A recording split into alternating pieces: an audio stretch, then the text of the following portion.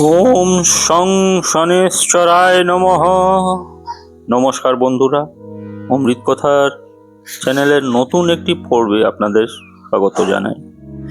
হিন্দু ধর্মে শনিদেবকে ন্যায়ের দেবতা হিসেবে পূজা করা হয়। মনে করা হয় শনিদেব প্রত্যেক জীবকে তার কর্ম অনুযায়ী ফল প্রদান করেন। শনিদেব অত্যন্ত ধীর গতিতে চলেন।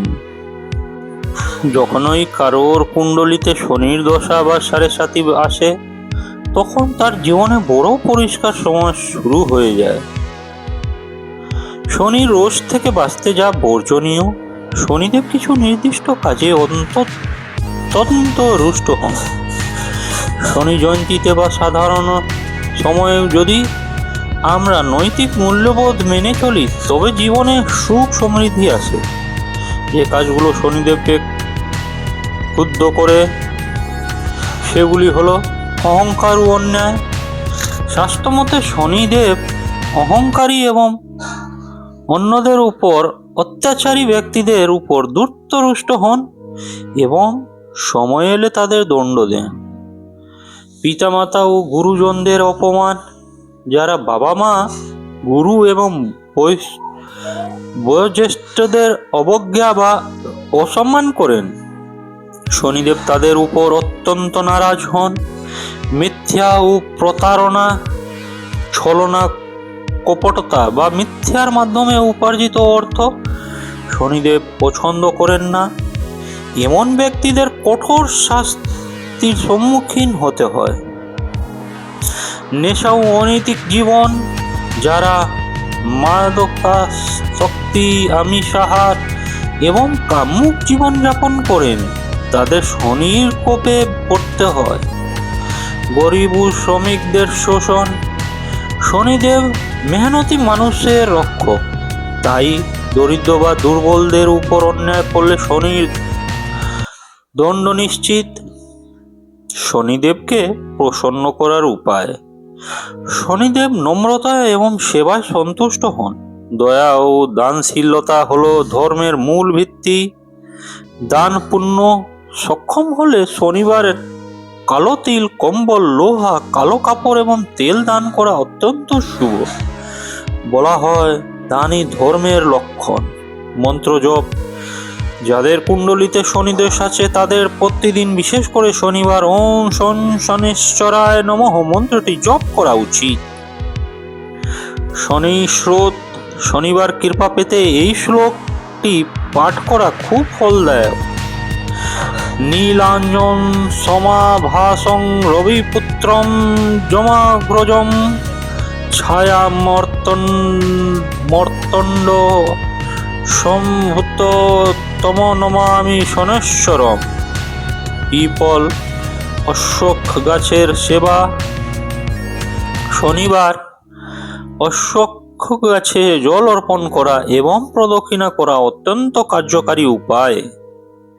এতে পরিবেশের উপকার হওয়ার পাশাপাশি শনিদোষও দূর হয়।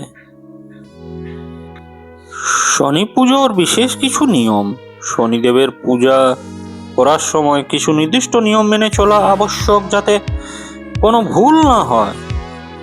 দৃষ্টির সতর্কতা: শনিদেবের মূর্তির দিকে সরাসরি চোখের দিকে তাকিয়ে পুজো করতে নেই। সর্বদা তার চরণে দিকে তাকিয়ে প্রণাম বা প্রার্থনা করা উচিত। সর্ষে তেলের প্রদীপ: শনিবার সূর্যাস্তের পর অশোক গাছের নিচে বা শনি মন্দিরে সর্ষের তেলের প্রদীপ জ্বালানো অত্যন্ত শুভ। এতে জীবনের বাধা দূর হয়। কালো রঙের পোশাক: শনিদেব কালো রং পছন্দ করেন, তাই শনিবার পুজোর সময় কালো বা নীল রঙের পোশাক পরা ভালো। পরিচ্ছন্নতা: শনিদেব পরিচ্ছন্নতা খুব পছন্দ করেন। ঘর, বাড়ি এবং শরীর পরিষ্কার রেখে পুজো করলে তিনি দ্রুত সন্তুষ্ট হন।